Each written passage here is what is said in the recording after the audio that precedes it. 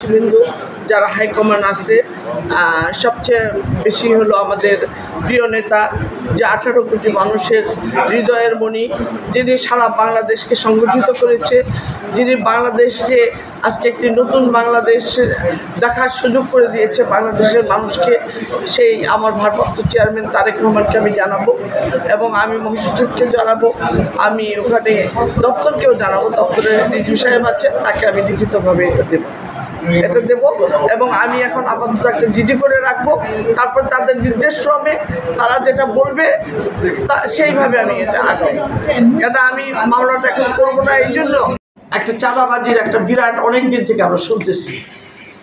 আমার এই 5 দিন পরে ও বাংলাদেশে আসার পরে ও শুনতেছে যে এরকম চাঁদাবাজি করে আমারই পাশে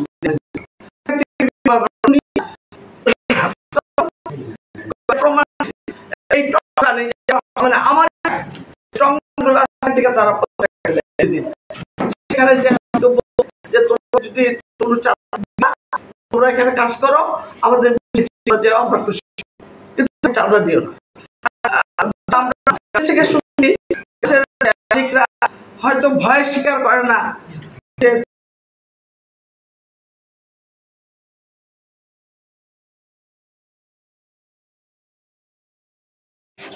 মুরাদের ছেলেমেয়েরা, আমরা তো খালি মুরাদের নামই শুনতেছি সব থেকে, এবং প্রুফ আছে, আমি তো প্রুফ আপনাদেরকে দিয়েছি।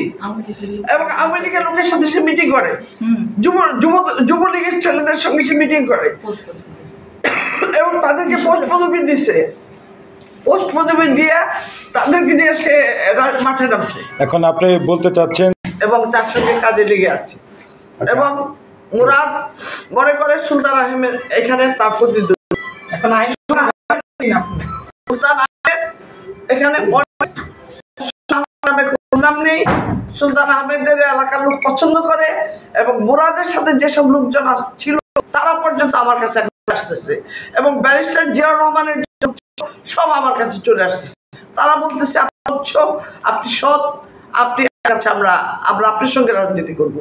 মুরাদের কাছে মাথা খারাপ হয়ে যে এদিকে আমার ভাইরাল গেল, ওটাও ভাইরাল করে, আরো ভাইরাল করবো আমি, ওটা যদি সে করে আরো ভাইরাল করবো। কি তার অপকর্ম ভাইরাল করবেন? হ্যাঁ, সে যদি এটা করে, সে যদি চাঁদাবাজি করে তো করবোই।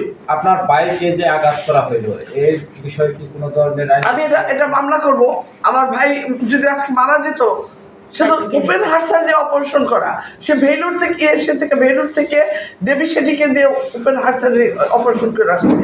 আমার দুই ভাইকে আমার রক্তাক্ত করছে, এবং তাদের গলা দিয়ে রক্ত বেরিয়েছে, নাক দিয়ে রক্ত বেরিয়েছে, এবং শার্ট টুকরা করে ফেলছে। এটা তাদের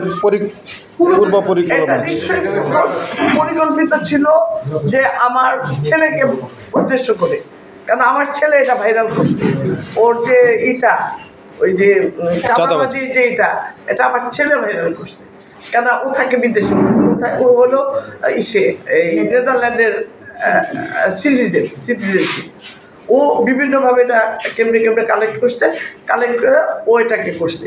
উদ্দেশ্য ছিল আমার ছেলেকে, টার্গেট ছিল আমার ছেলেকে মারবে। তো আমার ছেলে কালকে রাত্রে ব্যাংককে চলে গেছে। আজকে মিটিং আসে, ওরা বুঝতে পারে নাই যে আমার ছেলে নাই। ওরা ভাবছে যে ওর মামাকে ধরলেই ওর ছেলে আগে আসলে ওরে মার। তো ওইটা তারা ব্যর্থ হয়েছে ওইখানে।